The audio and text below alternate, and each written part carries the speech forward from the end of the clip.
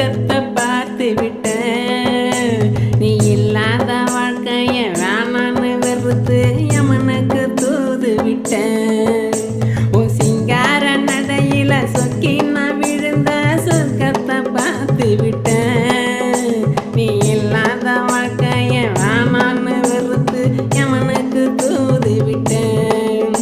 அடி ரோஸு என் பீஸு உன் சைஸு சிம மாசு என் வாயோடு வாய் வச்சு பேசு. அடி என்னடி